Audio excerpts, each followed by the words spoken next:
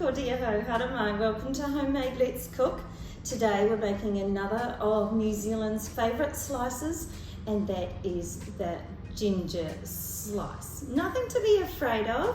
It's not that ginger in your traditional sense that some people might think of it, but certainly pretty yummy and hard to stop eating, of course, as are most slices.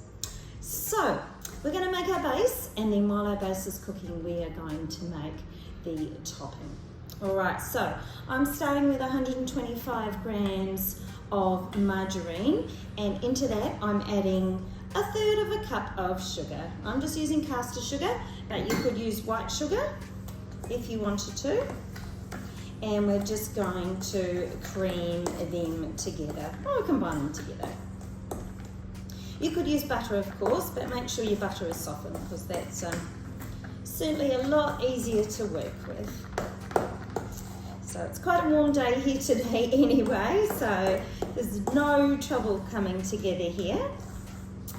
And into this, I'm going to add 1/4 of a cup of coconut, and that's desiccated coconut.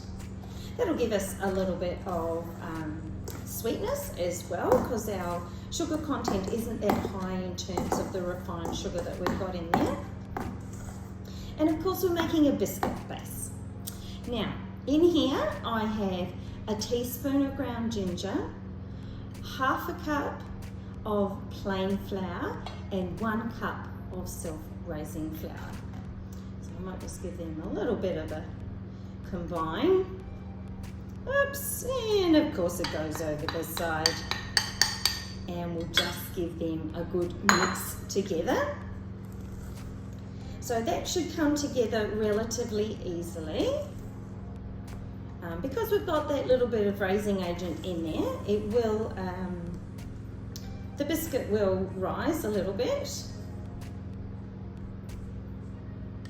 And I am going to put this in my slightly smaller tray today. I would normally use my square cake tin, as you well know, but today I'm just using something slightly smaller, and it's not going to affect things too much at all. So this is almost to the point where it's time to get my hands in, because we want to be able to spread this out in our tin relatively easily. So time to get my hands in, and that will come together beautifully. Don't ever be afraid of getting your hands dirty while you're cooking. It's heaps of fun. Usually it all comes off your fingers pretty easily anyway. Certainly makes it easier to combine things as well, rather than just using a spoon to mix things.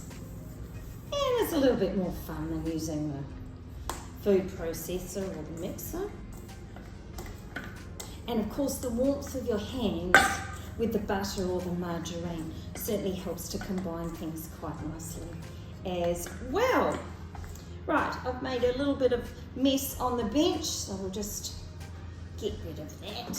All right, let's bring over my slice tray. This is quite a shallow slice tray as well. And of course, we've got a beautiful lump of biscuit base here. So I'm just going to press that in.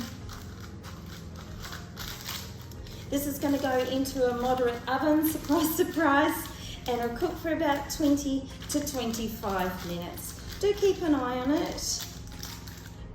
You do want it cooked, because we don't cook it again after we put the filling on top.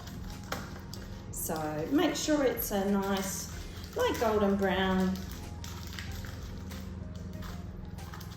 And the other thing that will happen to do as well is we actually, with this particular slice, is we put the topping on while the base is still relatively warm. And of course, it will cool down and harden as well. All right, so I'm just going to, just that little trick, and press down the sides of the baking paper, so we've got a nice sharper edge. Of course, make sure your baking paper comes up the sides because we need to be able to pull it out once it is cooked. All right, it's looking lovely. So pop it in the oven until it's slightly golden, and we're just going to have a chat about the topping. Be back in a sec.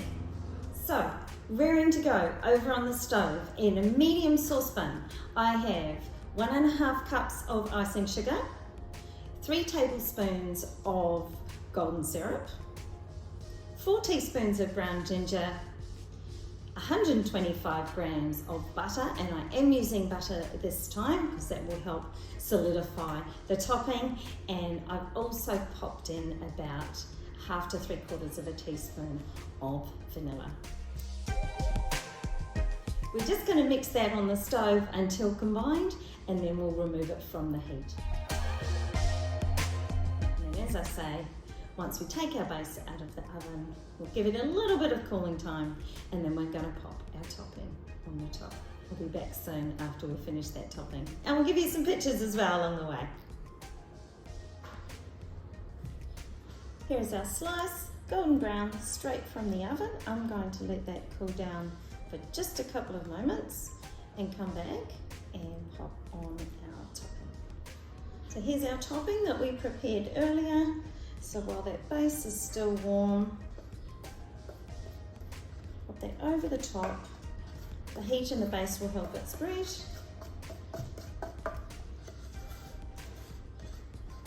The only downside is it's going to take about 2 hours to harden up. You could speed up the process. It should be done at room temperature, but you could speed up the process if you were short on time and pop it in the fridge. And then you want to try and cut it while it's still warm. And we'll come back with the finished product. Thanks for joining me. Please join me again. Ka kite.